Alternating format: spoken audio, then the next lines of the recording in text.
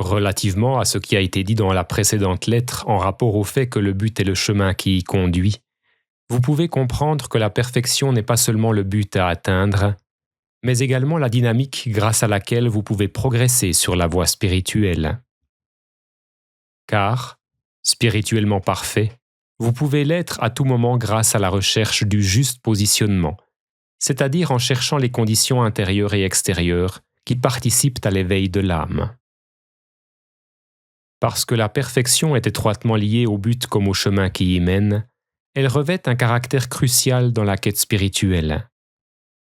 La compréhension intellectuelle de cette notion, avec l'accomplissement des efforts justes en vue d'en incarner la vibration au quotidien, forme le socle indispensable sans lequel il n'est pas possible d'établir les fondations sur lesquelles l'âme vivante peut s'épanouir et s'éveiller dans la réalisation de ses plus belles qualités et vertus.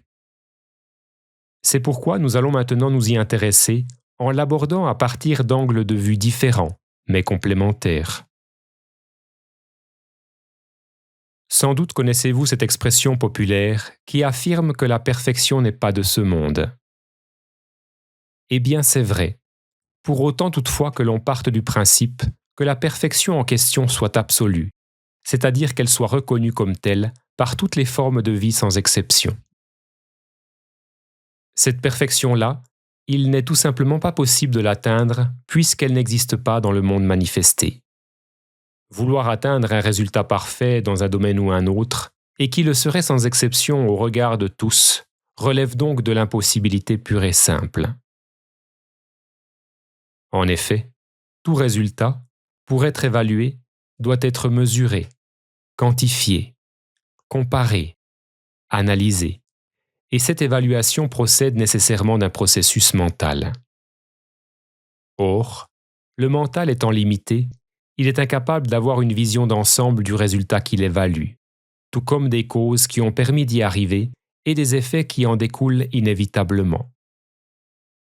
N'étant pas en mesure d'évaluer ce résultat dans la globalité de ses implications, directes ou indirectes, le mental ne peut logiquement décréter que tel résultat est parfait de manière absolue.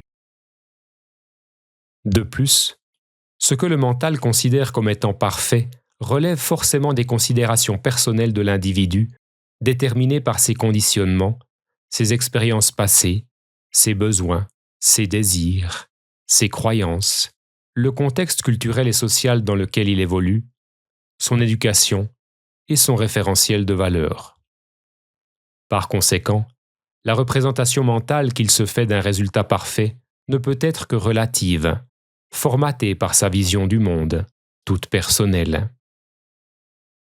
Et même dans l'éventualité où deux individus auraient été formatés pareillement et seraient dotés d'un profil psychologique similaire, ils ne pourraient pas observer la réalité à partir du même angle de vue, et leur perception de cette réalité en serait donc forcément différente. Dans ces conditions, un résultat estimé parfait par le premier individu pourrait paraître imparfait aux yeux du second, et l'un comme l'autre pourrait avoir des raisons tout à fait valables d'émettre un tel avis à partir de leurs visions respectives. Cela étant dit, si atteindre un résultat considéré comme parfait par tous sans exception est absolument impossible pour les raisons invoquées, il est par contre possible d'atteindre l'état de perfection à titre individuel, non pas en matière de résultats, mais de dynamique. C'est ce que nous allons voir plus en détail dans les prochaines lettres.